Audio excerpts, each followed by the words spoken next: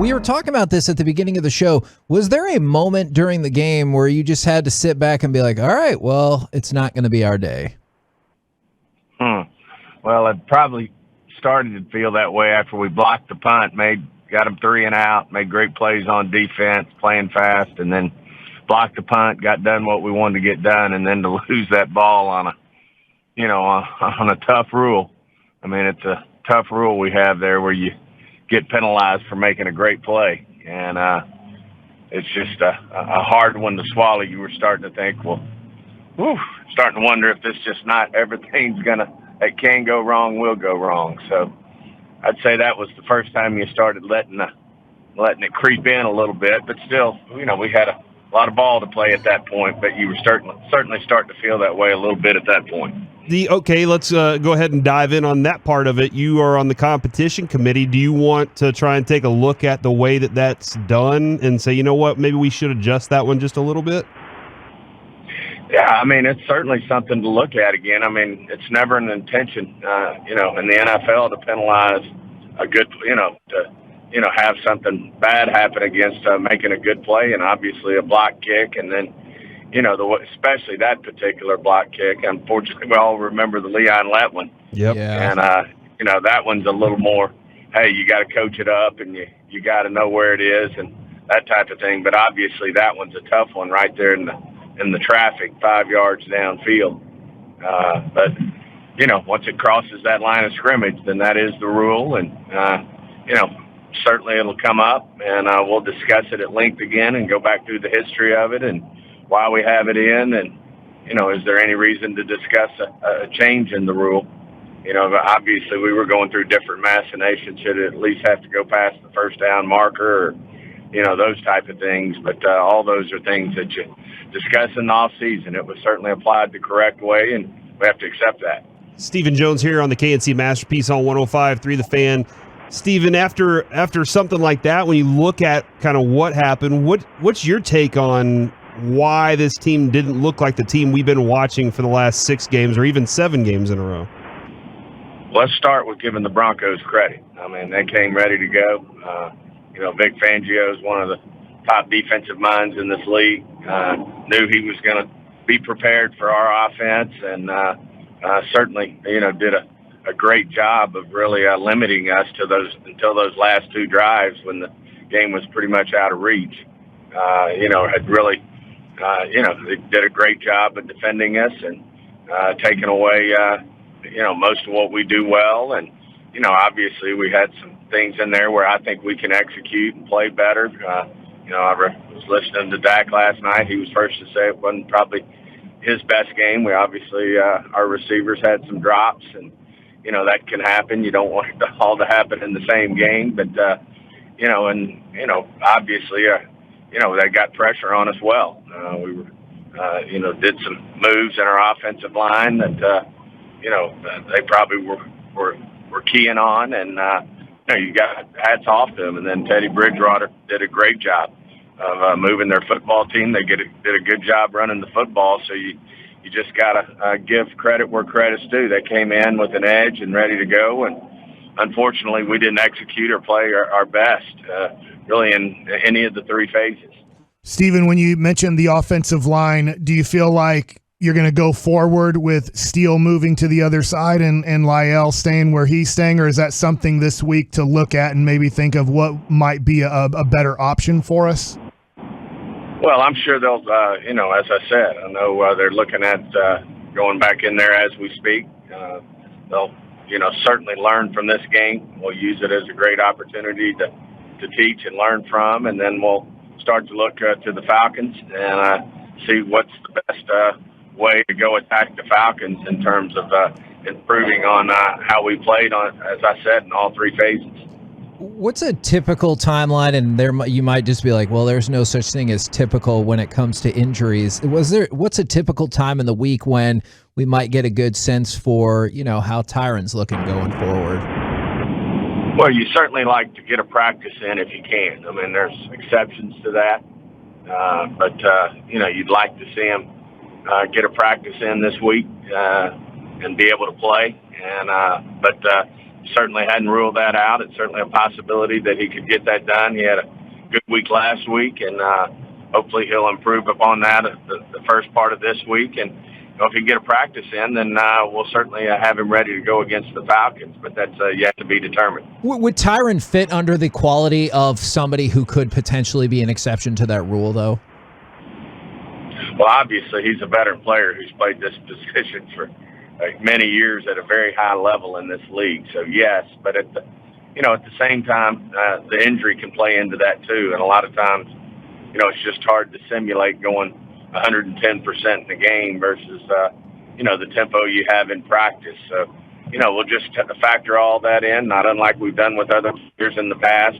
A Dak a couple of weeks ago, it's just, we're going to have to get out there and see how he's doing and how he's responding and make a decision based on how we feel like he could get through a game.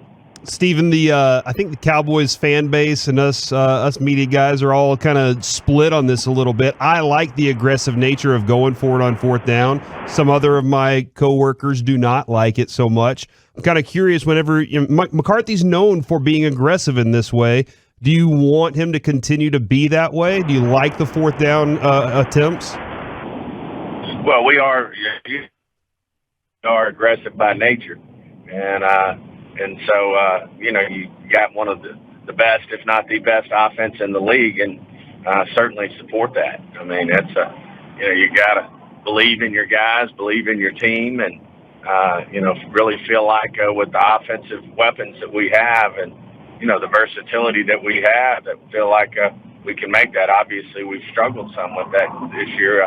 Our short yardage game hadn't quite been, where we want it to be, but we certainly got some time to right that ship and get it to where we can make those 4th and 1s. I mean, you're obviously seeing around the league, if you watch, and I know you do, you look at games around the league, and these coaches are more and more aggressive on these, on these 3rd down, 4th and shorts, especially 4th and shorts, and the midfield on in. You see a lot of aggressiveness going on with, how productive these offenses are. So I know it's real easy to second guess when you don't make them, and I certainly understand that, but we're very supportive of Mike and the decisions he's making. And I don't want this part to sound like a second guess. I'm just curious, any insight you could provide for the fan base? We're definitely interested.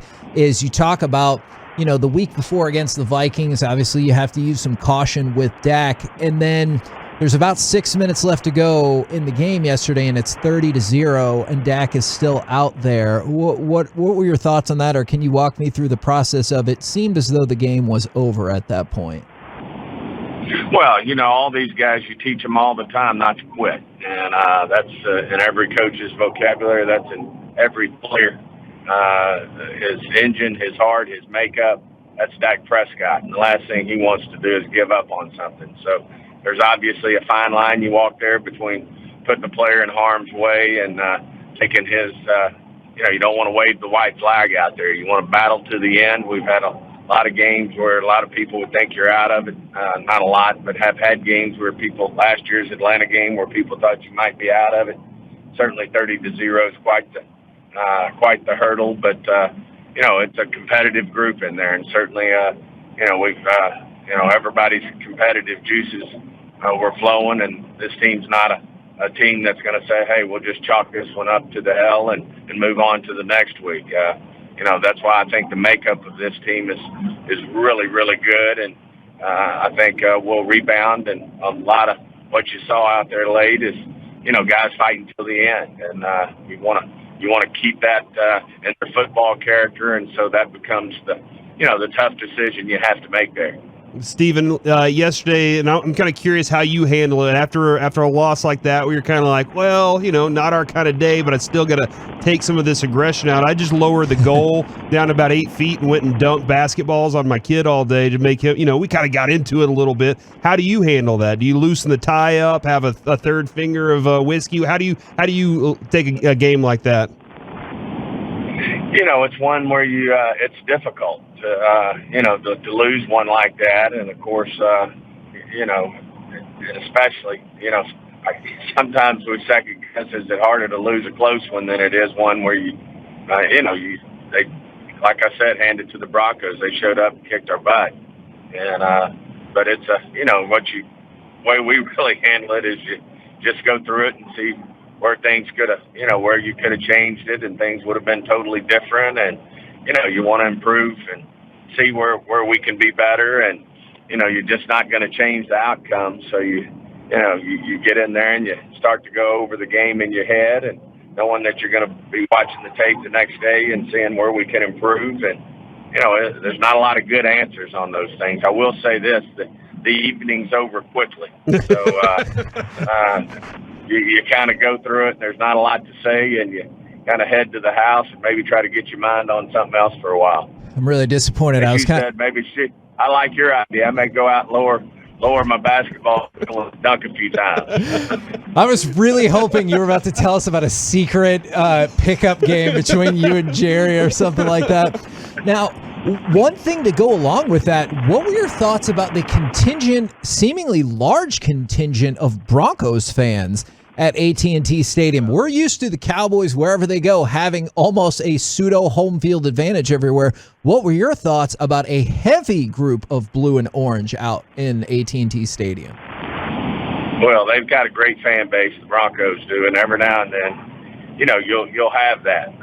Certainly Kansas City's been known to do that before. They're close. Green Bay can travel. Pittsburgh, you have sometimes a group of fans that will travel and want to come see what AT&T Stadium's all about. And, that's just can happen on occasion. In general, our fans keep their tickets and they show up and they're so supportive. And, the ones that were there, which were quite a few of them, it was just more the other team than usual, did a great job of hanging in there with us. And, just feel good about what we're going to do in the future. And we've got to learn from this one, but put it in our rearview mirror and move forward.